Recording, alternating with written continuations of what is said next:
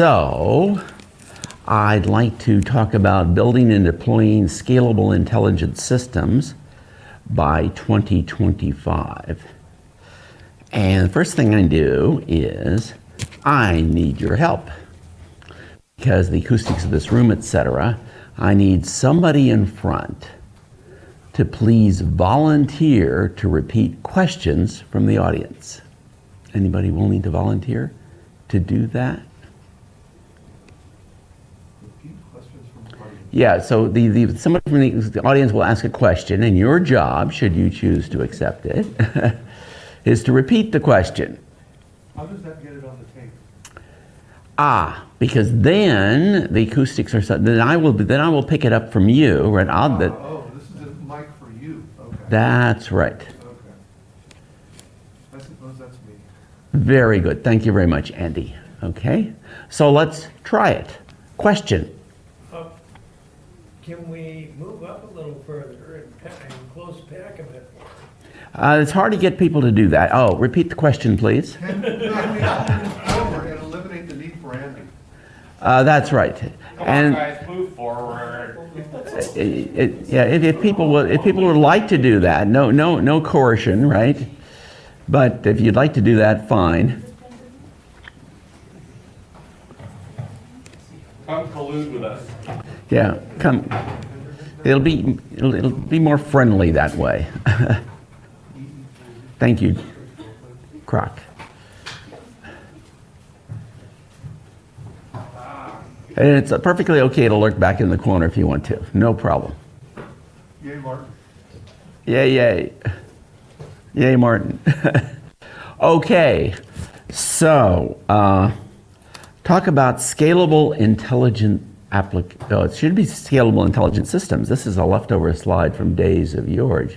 Originally, this presentation is fairly old, but it should say Scalable Intelligent Systems, and they have three very important aspects: massive information, pervasive inconsistency, and human collaboration. And so why do we have these three aspects? Well, let's take a look at a kind of a typical problem of an intelligent system. So we are very much interested in pain management. And of course, everybody knows the classic problem of pain management is opioid addiction. So addiction is a very complex problem. It's an enormous industry, and it comes in a variety of forms. There's opioid addiction, which is associated with pain management. There's sugar addiction, which is an enormous problem for our society, not yet on the very bad list. And then there's adrenaline addiction. Work is the favorite addiction of Silicon Valley, causes an enormous amount of harm. And addiction has a kind of cycle you go through where you get your high, right?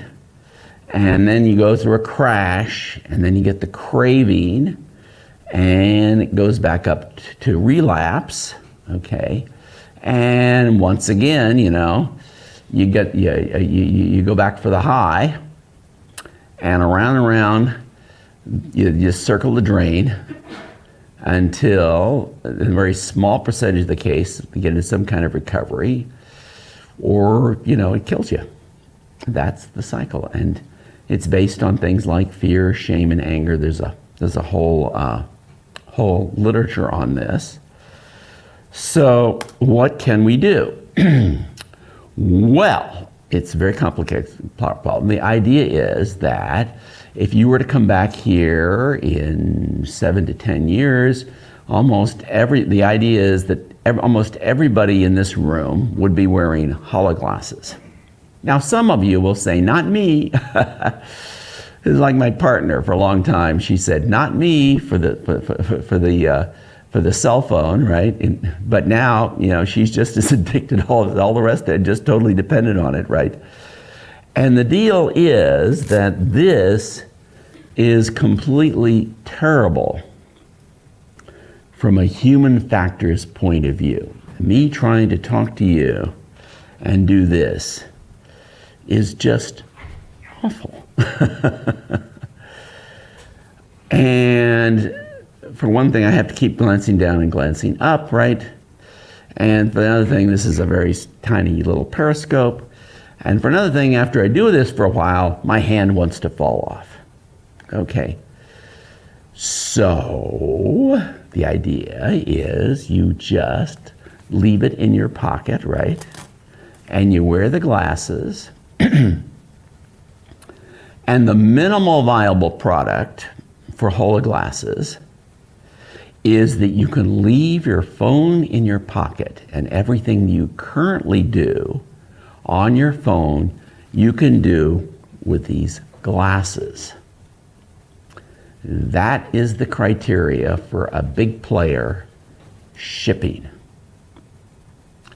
And since we already have, kind of prototypes and examples from startups that already can do most of it, it's for sure that one of the big players is going to do it. And Apple, as a business proposition, has to do it because they make their money selling devices as opposed to the advertising surveillance ecosystem, the way that other companies like Facebook make their money. So Apple needs to do it, and they need to do it extremely well because they're very dependent on getting that initial market share. So they're hard at work, right? They've made the hires, they've done the acquisitions, they've filed the patents, right? And they're working with as much secrecy as they can possibly muster. Because as was the case with the phone, the secret sauce is in the user interface. In other words, the billion-dollar secret is the user interface. But we know a few things. We know that the people that had this theory, I'm going to use my hologlasses like this, nah, that won't fly. And also, it can't be entirely voice-based because otherwise I can't use my hologlasses while I'm talking to you, face to face. So there is some secret sauce there. In the case of the cell phone, the secret sauce was, unlike all the previous phones that I used, where I had to pull out a little chunk of plastic and use that to write on the screen, write my kana on the screen that way. Instead, you just use your finger. And that turned out to be the trick that pushed it over and made it into a mass device.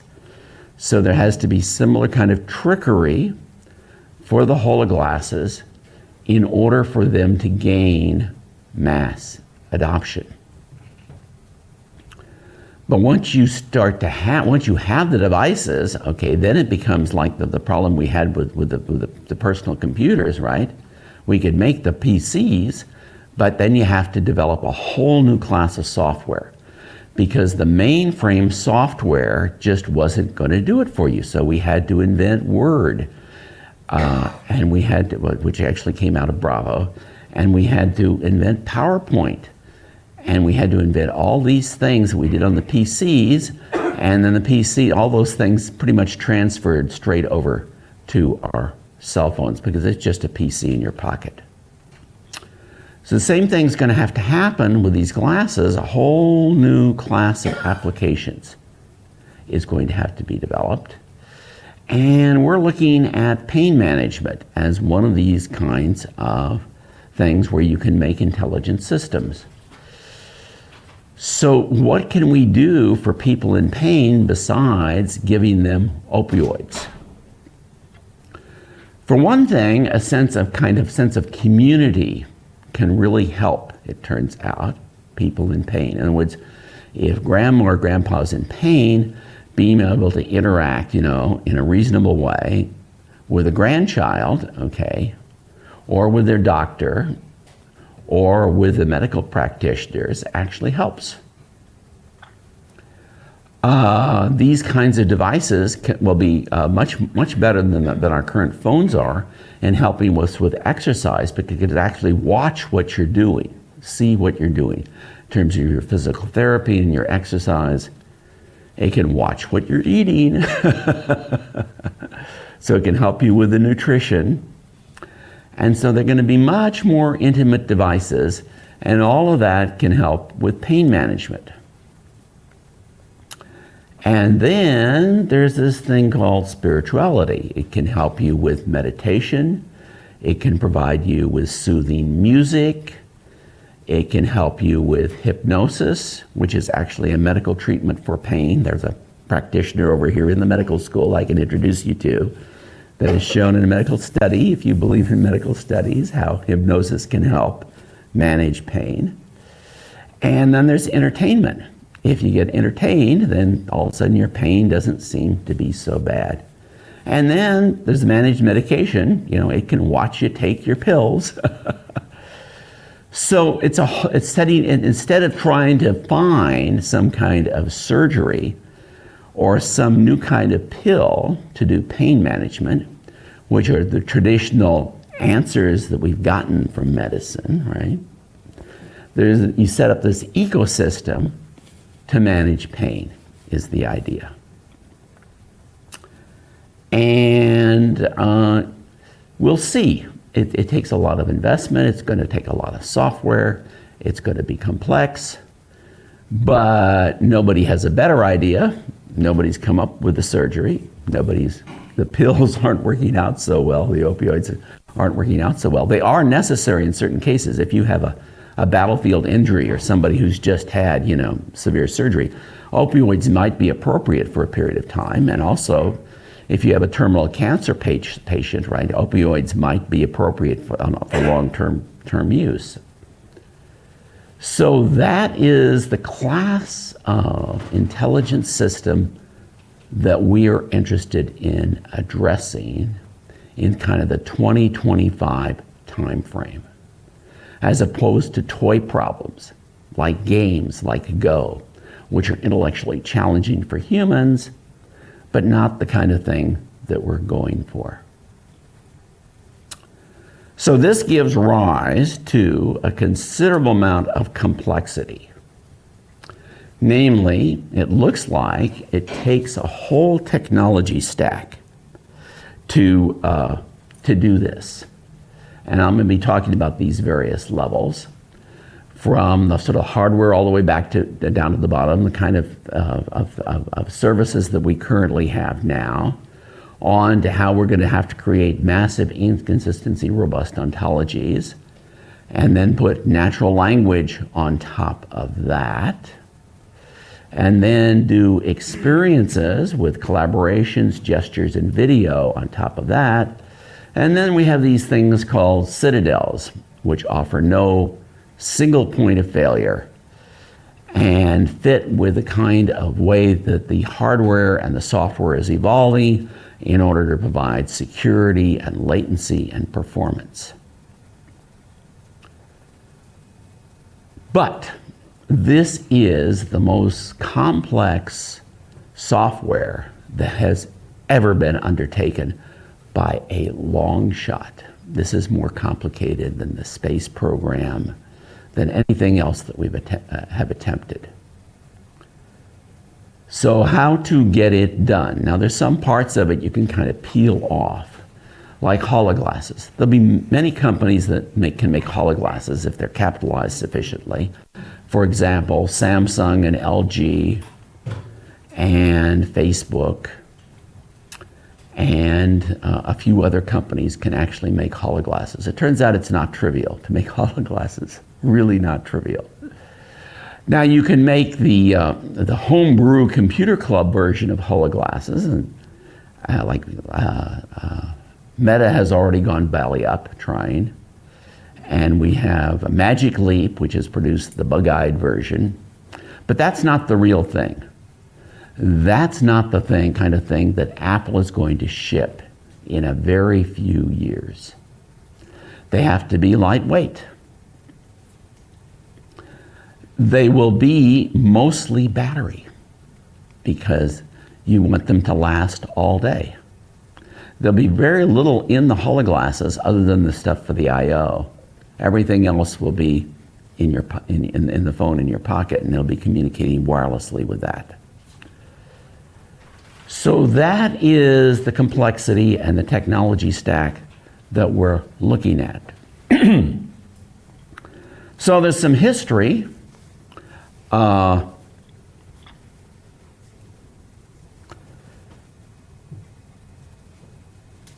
had some notable failures in doing large software projects. IBM did the FS project, Future System Project, which was going to be the successor to the 360, which they spent an enormous amount of money.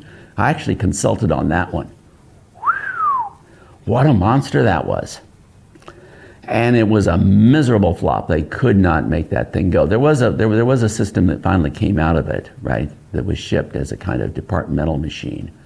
But it has to be counted as a colossal failure. And then there was the Itanium, nicknamed Itanic, which was an attempt by HP and Intel to do a successor to the x86 architecture. And they bet on the wrong horse, it turned out, because they wanted to try to own the whole horse. Intel had a problem. They were forced to license lots of the x86 patents to AMD. So this was a horse they were going to own all by themselves. Well, they owned the horse. However, that's like having stock in a startup, right? Maybe not worth anything at all. And this one didn't work. And then there was ICOT, the Japanese fifth generation project, which was an attempt on the part of MITI, the Ministry of International Trade and Industry in Japan, to leapfrog IBM. What had happened is Japan had done very well in the DRAM market. They have completely outpaced the United States in terms of cost of production and in terms of the quality of their products. They had taken over the whole thing. Now they had the DRAM market, so what was next? Well, it's the computer industry, of course.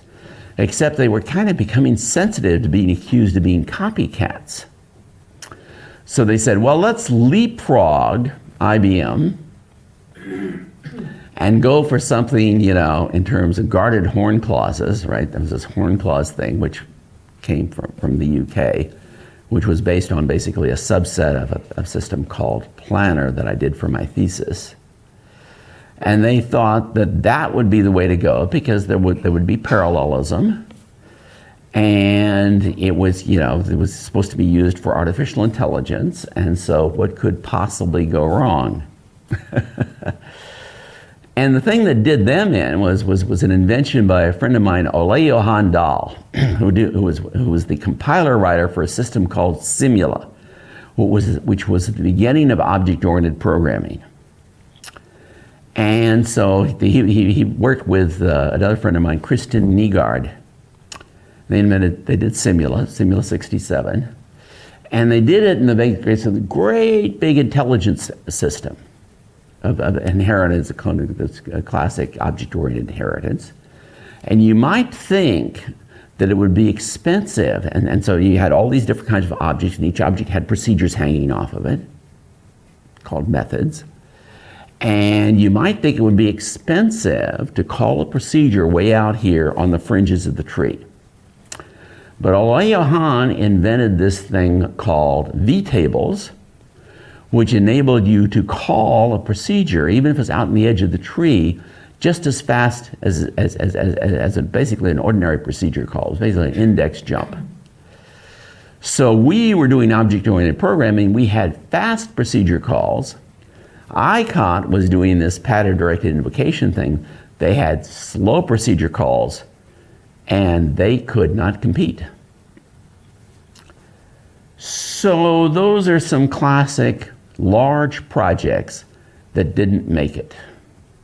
And they're nowhere near the complexity of what we need to do for these intelligent systems. So now we're in the midst of the deep bubble. And the deep bubble is based on these deep correlation classifiers of the kind that we've come to know and use. And they have been very successful in providing the economic foundation of the valley in terms of the advertising surveillance ecosystem. that in competing with ordinary throw it over the wall advertising, where the advertiser basically pumps in the money and prays, right, that maybe they'll get some sales, they actually have an interactive clickbait system, right, that actually goes ka-ching and makes them an enormous amount of money. So this is the first time where artificial intelligence has really made a large amount of money. So of course, what do? We overgeneralize and say, well, let's do everything that way. But the problem is that it's not clear how you get deep tree classifiers to do this. And in particular, there are a whole bunch of pieces of this technology stack, which is also very difficult to see how you're going to get, deep tree classifiers to solve that problem. It's just totally unclear. So, our recipe for success is, as they say, fail, fail again, and now our challenge is to fail better.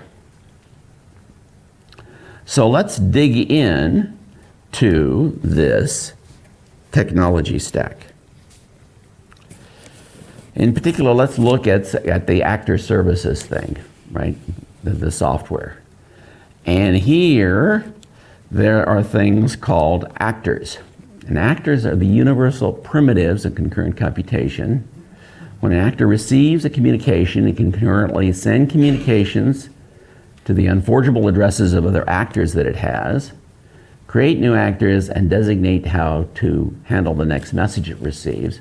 This is very much like object-oriented programming, except that we have to do it efficiently with a massive amount of concurrency, and we have to do it securely. And right now, the current systems we have don't do the concurrency very well, and they're really lacking in security. So let's take a simple example of an actor. Here's an actor. So readers, writers, scheduler. So this is a classic computer science problem. You find it in all the textbooks. And the idea is you've got a database, and it's an old style database, and so it can only, if there's a writer in the database, you can't have any other writers and you can't have a reader. So what we want to do is put a scheduler in front of this database that schedules access to our old style database that has this constraint. So we're going to create a scheduler. And there are two kinds of messages that come in. There are read messages and write messages, and we're standing in front of the database. So we're just transparently scheduling these going through. So when a read message comes in, then there might be a writer in the database, so you might have to go into a reader's queue. So you go into the reader's queue. Then finally, when it's okay, then you send the resource the write message with the query that you got, passing through the reading crowd. And then when you come out, you return the thing that you got from the database back. So basically, you're transparently sitting in front of this database doing the scheduling. So the way that's implemented as an actor is all the actors kind of look the same, right? Turns out. They have a manager, okay, and then they have facets. So here's the manager. The facets are the thing that's going to do the read and the write, right? And the manager is the thing that takes care of all the coordination of the shared state among the facets. So one of the things that's different about our brave new world is this scalable intelligent system is not allowed to go down, okay? It's like a Google search or the electricity or these things. It's not allowed to go down, okay? But it needs to be able to be upgraded. So so you have this thing here, and for the manager, you can ask it for its scheduler, or you can ask it to upgrade itself to a new version of itself. And at the same time, it has this facet down here for the reads and the writes. So it implements two different interfaces. One for the manager, which is the reader's writer's manager, and the other one for the actual forwarding stuff through to the database. So here's what the manager looks like. He says, okay, I'm a read priority manager, right? I take a database as a parameter, right? And then I have some variables, namely I have two queues, a writer's queue and a reader's queue, and two crowds called writing and reading. The writer's queue and reader's queue are where readers and writers wait before they're going to the database. And the two crowds, writing and reading, okay, hold. If reading, the reading crowd will hold, you know, whoever it is that's reading in the database. And the writing will hold, hopefully, only one who's writing in the database. So if somebody asks us to upgrade ourselves to a new version, then we have to cancel all the activities in the reader's queue, the writer's queue, the reading and writing, and become the new version. So in this way, the thing can keep going, right, at the cost of canceling some activities. And this is a world that's like Android. On any instruction, you can be blown away. Program accordingly, okay? So this requires a certain amount of robustness in coding these intelligent applications with the thought that at any time you can be blown away. That's just life.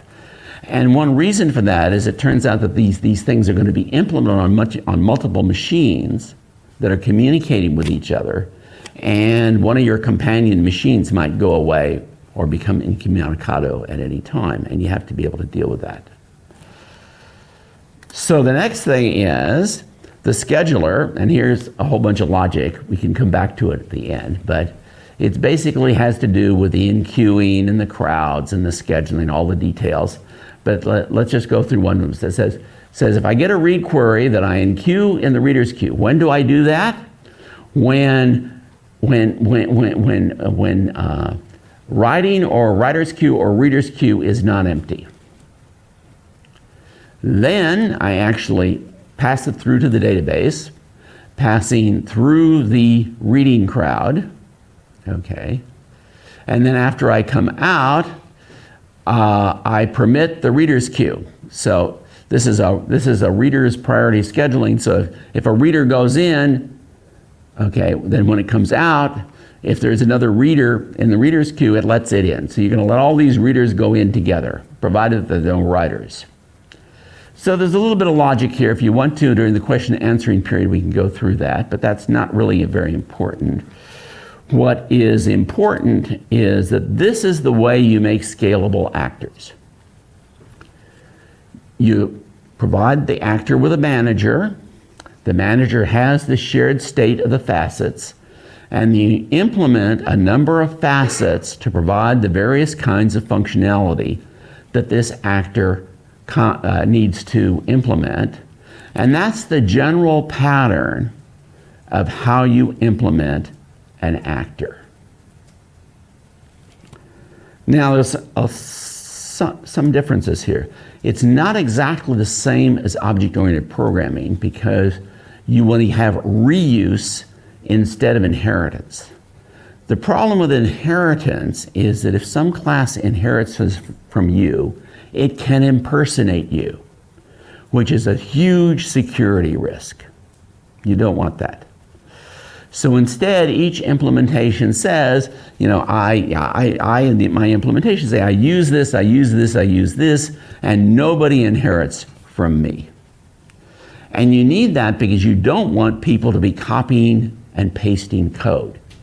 You'd like to explicitly say, I use that, I use that, I use that, as opposed to going out and in your text editor, copying that and pasting it into your code, because you completely lose track of what depends on what, and you can't maintain it. When it changes out there, it wouldn't change here.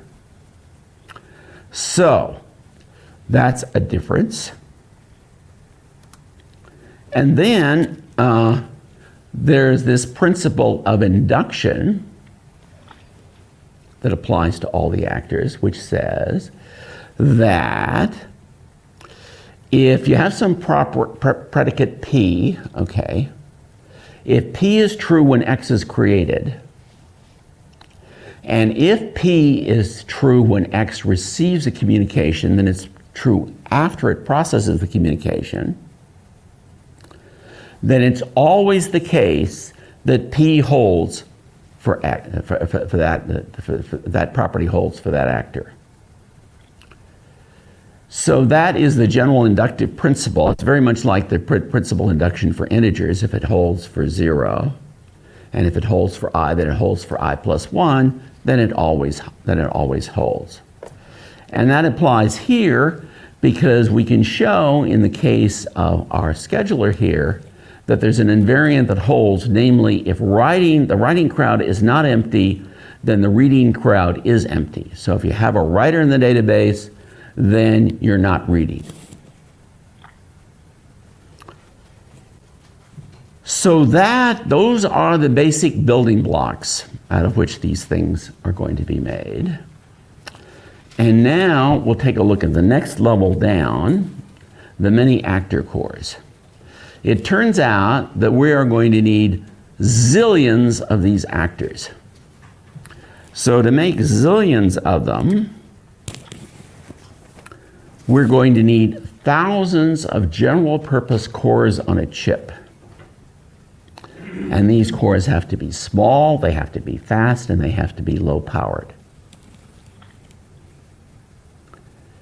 And what does fast mean? It's not just, sequential performance. Fast means that on a chip, if you have an actor here and an actor there, on the average, the amount of latency between sending a message and receiving a message between actors has to average to be about 10 nanoseconds. Now, 10 nanoseconds is not very long. And current systems that we currently have, like in Java, in no way meet that goal. But that's where we need to get in order to make these scalable intelligent systems. So that's a large engineering challenge. And that means that, an actor on one side of the chip cannot be sending very many messages to actors on the other side of the chip, or you're not going to meet that 10 nanosecond average budget. No way. So you have to have extreme locality in message passing. And then for security, you need to have every word tagged. We've known this ever since the Lisp machine. And what that does is it keeps the current stupid tricks that the attackers play on us, like buffer overruns or forging return pointers or all the other stupid tricks they play on us. Makes it impossible because the hardware prevents it.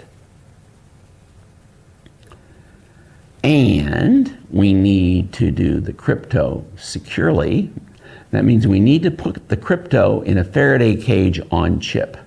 So there can't be any side channel attacks on the crypto, and there can't be any way to spy on the encryption or the decryption, and there's no way to steal the secret keys. In fact, what you do is you generate a public key, private key pair inside the Faraday cage, and the private key never leaves the Faraday cage. So the private key is never seen by any piece of software and never seen by any human. It is literally cannot be stolen.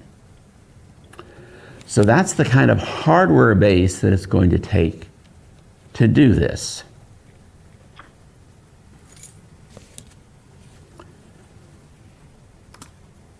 So back to our complexity. So let's now, we've taken a look at the actor services. The actor service is the traditional stuff. That's where all of our current software systems basically lives, at the actor systems, that in addition to garbage collection. Okay. Then we need some innovation in hardware below that level. Now comes a really difficult part, and that is some place to integrate all of this information. And it's massive and it's inconsistent. So how is that to be done? Well, we take our inspiration from Juan MIRO. Anybody who knows who Juan MIRO was? Abstract painter. Yes. I actually have one of his guaves. I bought them back when they were cheap enough that you could afford to buy one. They're marvelous. Look it up on the Wikipedia. I mean, he had a marvelous sense of humor, which will serve us well in our enterprise here. But it's an acronym for a massive inconsistency robust ontology. And the idea is we are going to put all the information into MIRO, into this ontology. All the information goes in there. So let's first of all take a look at propositional information, the traditional thing. And we'll take as an example the art of war. A traditional example from China. And in the art of war, there are various kinds of prescriptions about how to conduct the art of war for the generals, the strategy and the tactics. So here it says, when the goal is to bluff the opponents of X, and we have an assertion that X is weak, then set the goal for X to appear strong.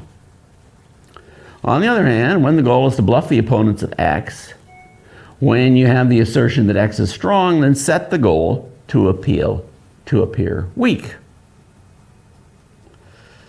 So what's happened is that the previous kind of low-level object-oriented programming is now too low level for us to be able to deal effectively with these intelligent systems.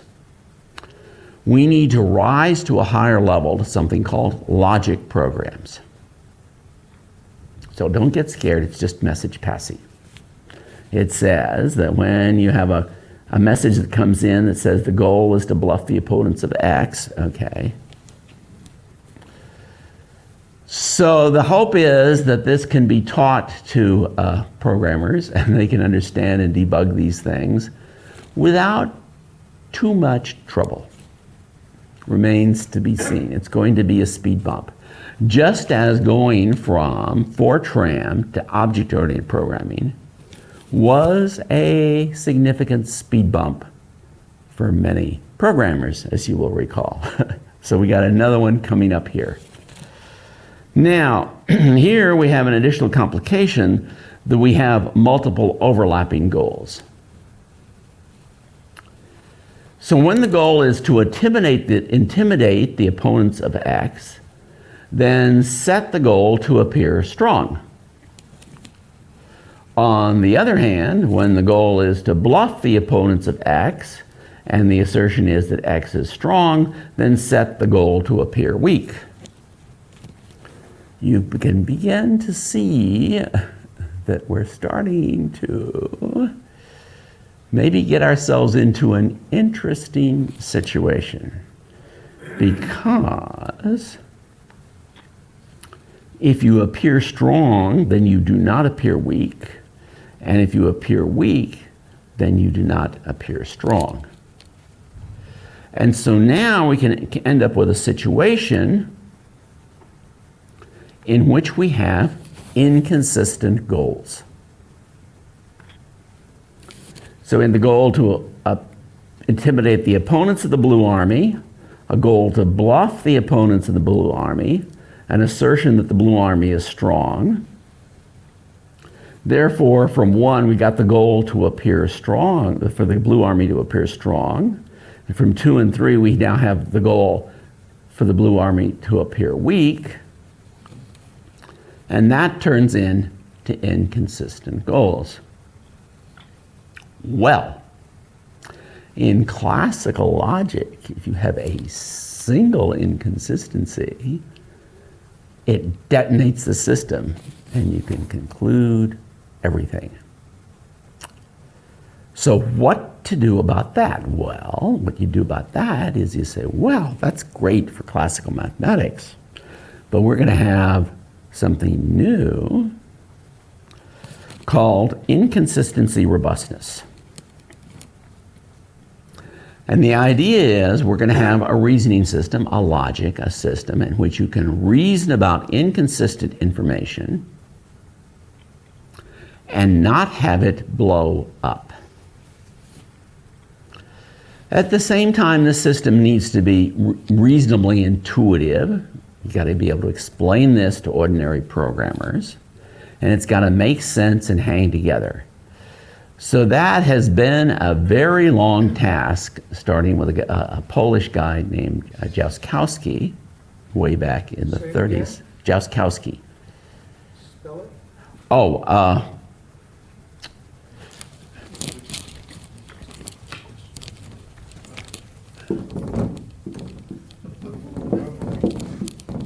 and there's one of these things is a Polish letter, I've forgotten which one. But anyway, he started this off way back in the 30s. And his idea was basically filtration. What we'll do is we'll take classical logic and the rules that cause trouble, we'll just throw them out and we'll just keep the rest. And it's pretty frustrating. Because, particularly for us, because when we make these intelligent systems, like pain management, we can't get the computer to do the whole job. Humans are an integral part of a pain management system. So that means the humans have got to be able to communicate with the computers have got to be able to communicate with the humans, they have to be mutually intelligible. So how do we come to terms with, how can the machine maintain its sanity, not enable the hackers to attack it, and still communicate with the humans? For example, there's something called excluded middle, P or not P, right? Which is often used in common sense reasoning. So, but if you allow P or not P, it's easy to show that the system blows up, right? One of my students here, Cal, actually showed that as part of his graduate research. It causes systems to blow up. So we just can't allow that as plain and vanilla. So what we do is we put in a speed bump. The machine says, okay, you want psi or not psi, P or not P, right? You can have that provided you can show that psi is not a contradiction. If you can show that it is not the case that you have psi and not psi, then we will let you have excluded middle. So this introduces a point of negotiation between the humans and the computers about what's going on. The computer system says, yeah, but have you considered whether or not psi is a contradiction? Kind of get a dialogue going on back and forth. Instead of the Nancy Reagan just say no philosophy, okay, which was what paraconsistent logic, as it's called, started by Jaskowski, did, is we say, okay, let's have a discussion, because we got to allow the humans into this.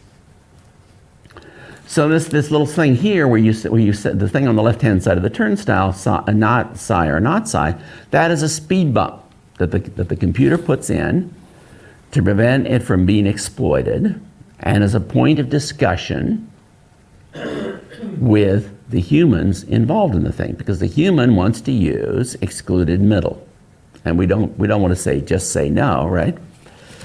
And there's another one, even proof by contradiction. Proof by contradiction is often used in common sense reasoning, right? And what that says is that if from phi you can infer psi and not psi, like you can infer in contradiction, that means you have not phi. If you assume something, you derive a contradiction, then that means that your assumption doesn't hold. So again, we put in a speed bump. We said that's fine, but we'd really like to have some connection between psi and phi beyond just deriving a contradiction, because we've got contradictions, lying around everywhere inside the ontology. They're just a dime a dozen.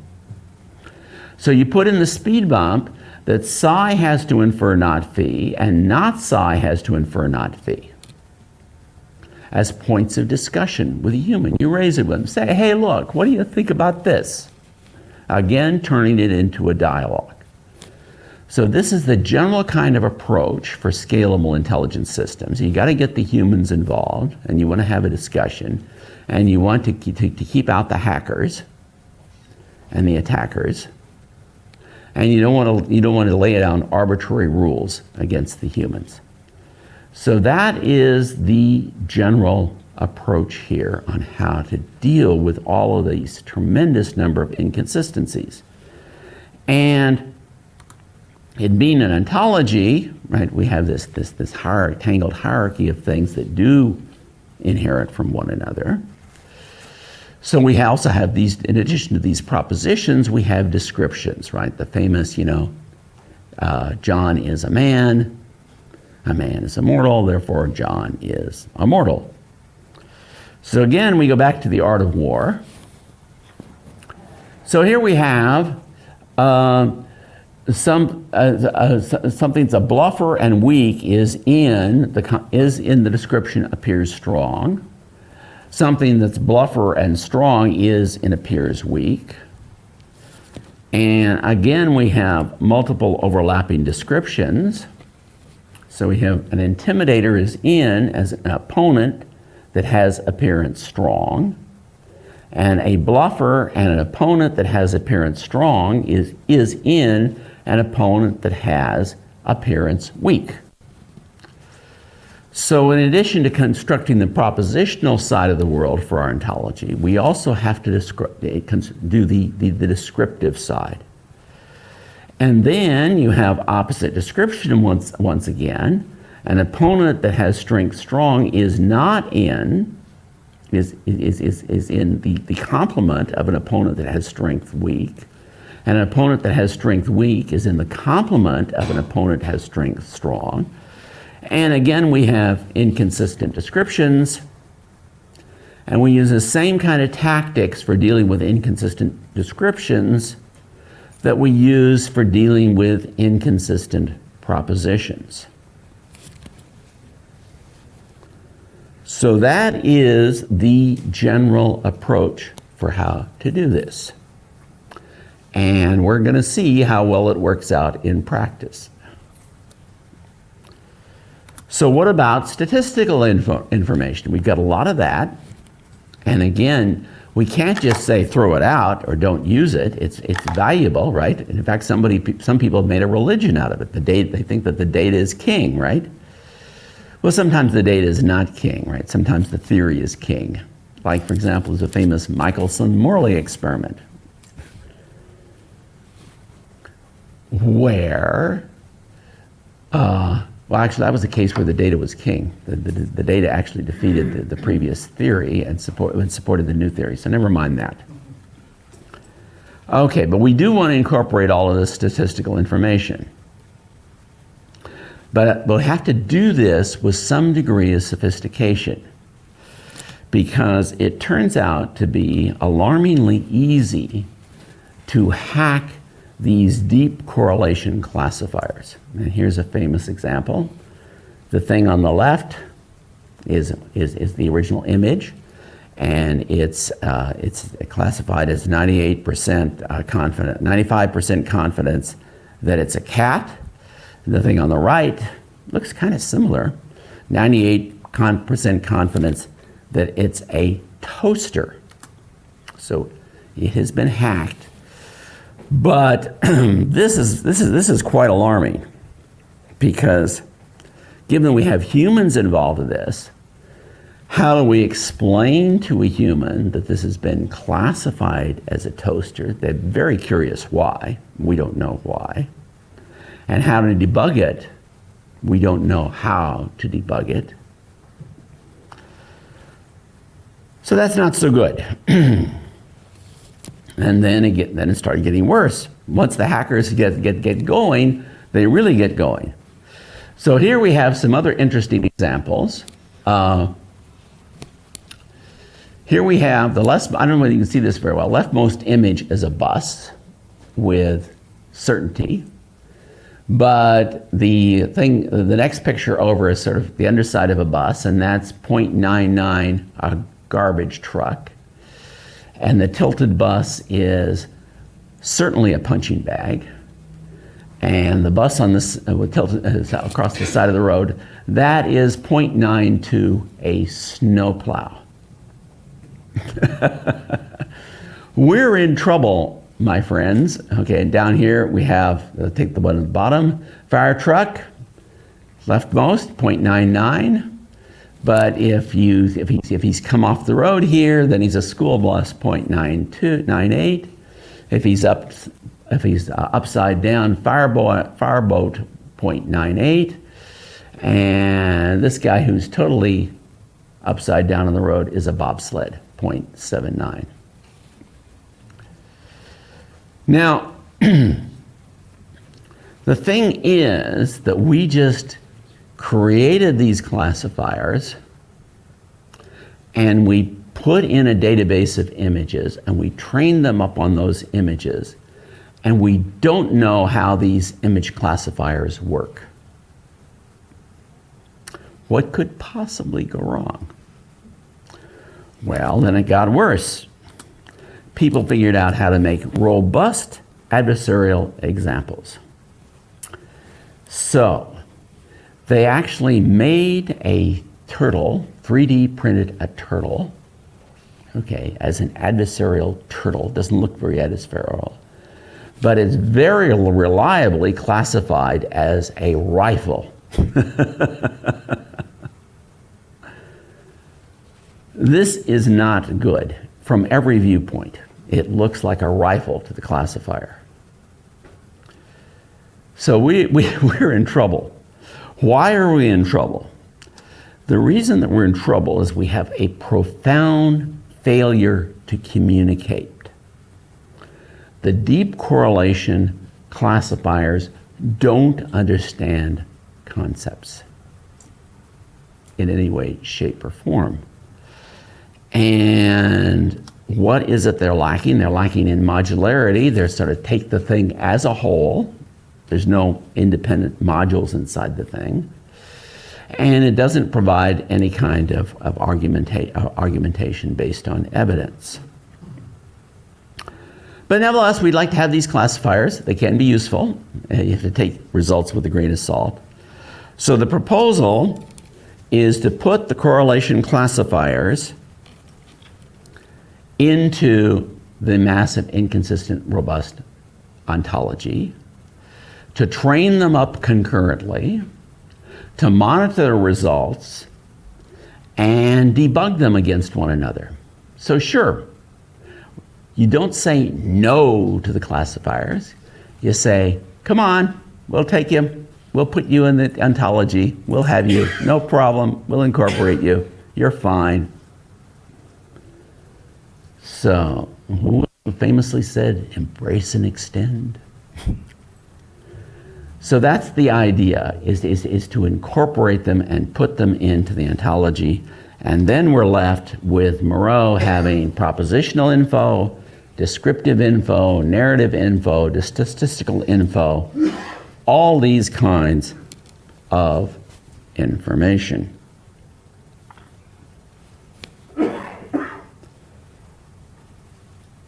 And we have some experience with that in medicine. We have the protege system over here. We can't do inconsistent, but people put a large amount of medical information, whole ontologies, into protege, and are getting good value out of them. So we have some experience. We're not totally without experience. And now the challenge is to take it to the next generation and to run really massive ones based on actors, zillions and zillions of actors, sending messages back and forth to one another in an inconsistency robust way. This is the engineering challenge. Are we up for it? Stay tuned. So now I'd like to take a look at another level of the hierarchy, namely the citadels. And the Citadels are basically security units of people and their IoT devices. So, in particular, I like to look at military citadels and citizen citadels. Now, military citadels are very important because military is taking a look at it. The United States military has become tremendously dependent on the data centers back in the US, just enormously, because, you know, the people we were fighting, like Saddam Hussein, you know, or ISIS, they couldn't do anything about that. They were just totally helpless. The opponents we're going to face in the future are not so helpless. They've already demonstrated anti-satellite capabilities, infamously, right? They sent up an anti-satellite, they destroyed one of the satellites, they created an enormous amount of debris. We told them not to do it again, but they've demonstrated that they can do it. So, the guys out in the field realize now that each one of these military units is going to have to be prepared to, in terms of information infrastructure, to float its own boat. That communication back to the central headquarters can be intermittent, and it can sometimes be very low bandwidth, so that can't be part of the standard operational plan. So we need a new architecture of moving computing to the edge. And not only that, but you have a latency issue, particularly with the hologlasses, right? Where you're looking at 10 microsecond kind of latencies in order to respond effectively in some of the reactions that you're doing with somebody with their hologlasses. 10 milliseconds. And you can't do 10 milliseconds back to the data center and back to you. It just cannot be done. And the militaries are already starting to testing these hologlasses, right? They bought early prototypes. The US Army has bought some early prototypes. The hologlasses aren't there yet, but the militaries are already starting to gain early experience, and they are the soldier of the future will, like everybody else, be wearing hologlasses. And that's just the nature of the thing, nature of the beast. And so it's going to be part of the future of Silicon Valley to work on these kinds of things, right, in an appropriate way with the military, right? So we have some challenges within some of the companies. Some people don't like to work with the military. But at the same time, you know, every country needs to have a competent military force. It cannot be that the other guys have hologlasses, okay, and can run circles around you. Why have a military at all, right? So you want to have a competent military, and you need your technology industry to support that. So we need to work this out in some kind of ethical, reasonable way. It's going to be a real challenge. And then there are the citizen citadels. And the idea is each family has its own citadel. So here we have a home, right? A citadel, right? And we've got the TV and the person with the hologlasses, right? And the home router and the car, right? And that ideally is a defensible unit in and of itself, even though it runs on multiple devices. It needs to have a kind of coherent idea what's going on. And you need to be able to lose any one of these without losing your citadel, which means the citadel has to run distributed amongst your glasses, your router, your car, your TV. And that is another huge engineering challenge to do that.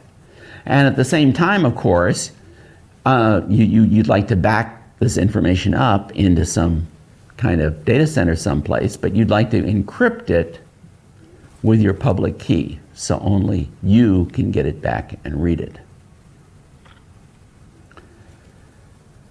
Now, we need a business model for this, or it's never going to happen. The only business model that's ever worked on the net is free. Free, of course, is not free, right? If you're not paying for it, okay, you're not the customer. You're the product that's being sold and diced, right? Maybe to Putin, maybe to, but you're the product, right?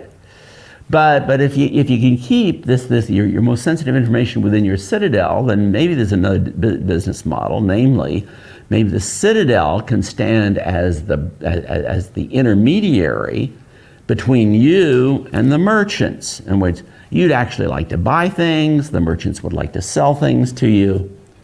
So if the Citadel can act as an honest middleman without exploiting you, working for you, maybe there's a business model for that. The only problem is it stands in total opposition to the current surveillance advertising model based on data centers, centralized. Now, the thing that we have going for us is physics. Namely, it wants me to plug in. Let's see if we can do this. I should have done it before, but maybe it's not too late. Is there a electrical plug here someplace? Does anybody know? Yes, there is. I see electricity. Okay. My Citadel is about to go down.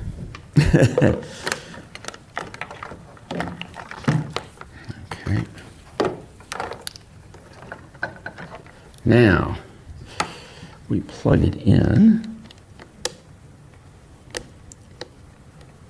Come on, plug in. There we go. And we have electricity. Okay.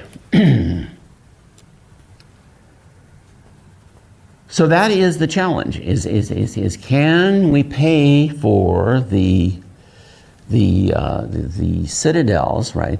The software for the Citadels in terms of maintenance and upgrading, right?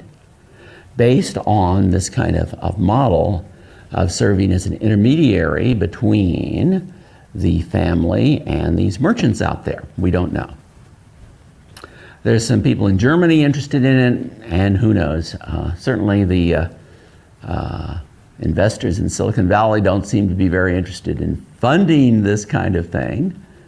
But we have physics on our side in the sense that because of the hologlasses, right, and the intelligent systems, the computation needs to be here and not in the data center. There's not enough computation in the data center to do the intelligent systems, and also there's not enough, the latencies are too long to support the hologlasses. So there's a forcing function for this to happen, and we don't know how it's going to play out in terms of the economics here, whether anybody will leap into this or not. And it raises another question. Who has access to this information? Now that we've concentrated it, it's a wonderful thing. The Citadel can do a much better job of providing recommendations to the merchants out there. It knows all about you, right? It's even better than what Facebook and Google can do now, because Facebook doesn't know what Google knows, Google doesn't know what Facebook knows, right? But the Citadel's got it all. So that raises the issue of the back doors.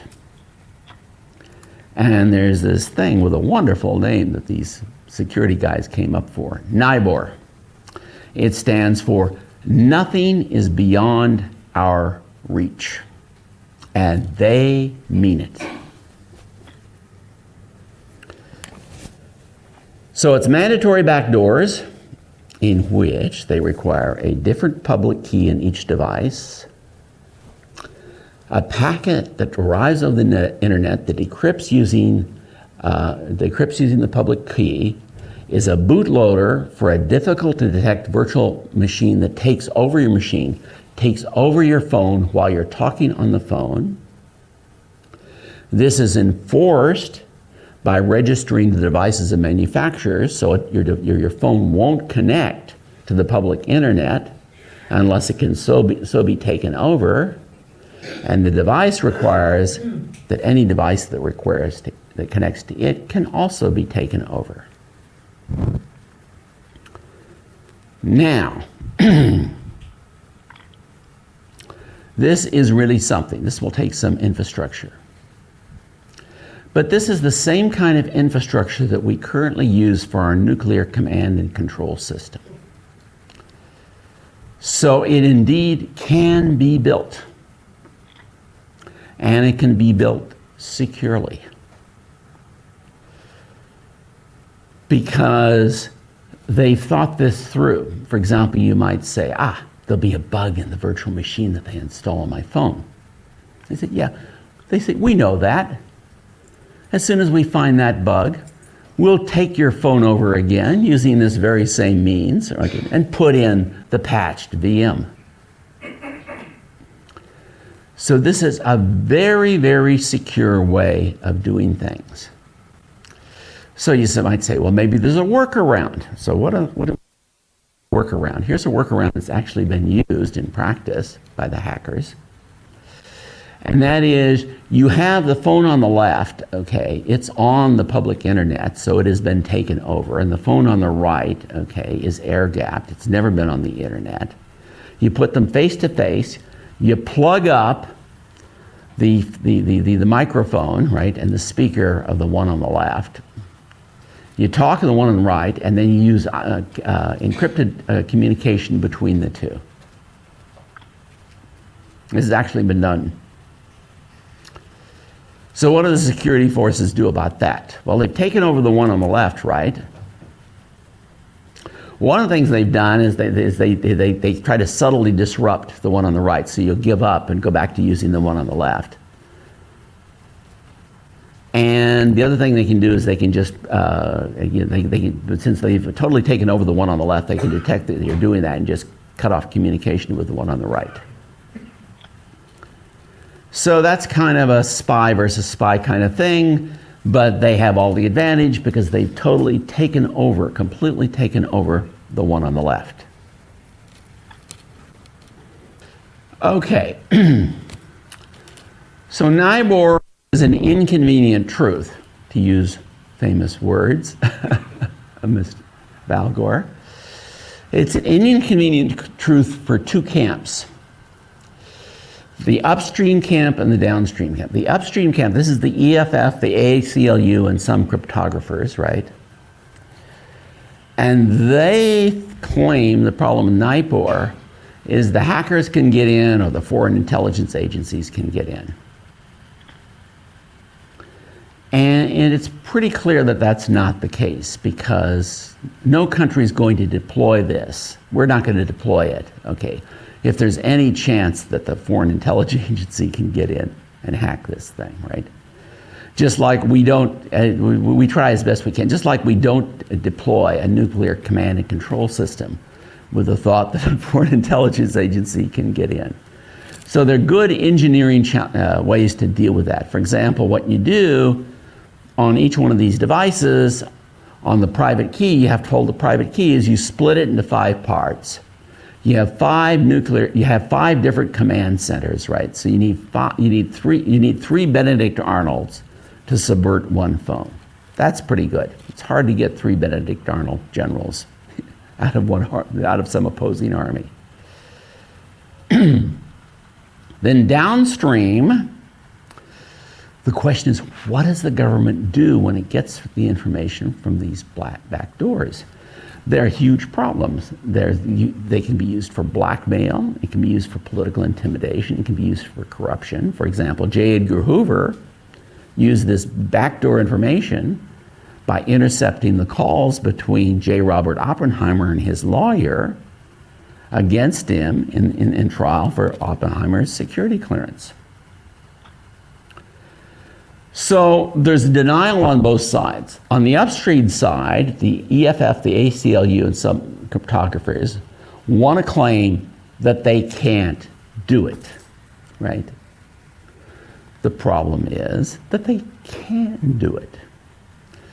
The people on the downstream side, the J. Edgar Hoovers and the James Comeys, say that it's not so bad that we really want to catch these child pornographers, right, and these terrorists. But the problem is that if we actually put mandatory backdoors into our hologlasses where they can see and hear everything that we see, hear, and do, we don't know whether civilization can survive that level of surveillance or not. So we have an interesting situation where we have an inconvenient truth, and currently we have two camps, and both sides, both camps are in denial. The EFF and ACLU camp are in denial that they can do it, and the J. Edgar Hoovers and Jane Comeys are in denial that it could be very, very bad. And that's where we currently stand. So, the challenge is to use these hologlasses for scalable intelligent systems, for communities, for activities, for spirituality. And the only thing standing between us, that, and where we are now is immense complexity in terms of a project. This is not going to be cheap. This is Manhattan scale funding.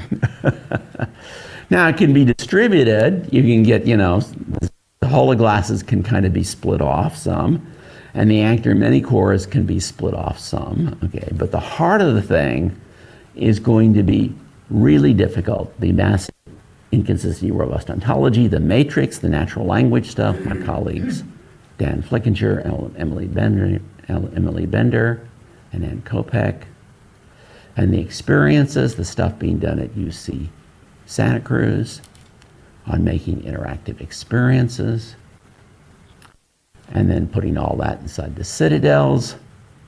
That is really something. That is one hell of an enormous challenge. And we don't know whether the West can do it or not. You might think that since the Germans discovered nuclear fission and they had all the scientists, that they would have the huge advantage. They had the scientific base. They had the industrial establishment. Surely, they would be the ones to do the bomb first. But they didn't. We have the scientific base. We have the engineering talent. Do we have the will and the organization to do it? We don't know. Does the West have the organization and the ability to mount a project to do it? And we don't know. It's suspected that there's at least one other place can, and that's China. However, this is going to have consequences, how this plays out. It's going to have real consequences. Thank you very much.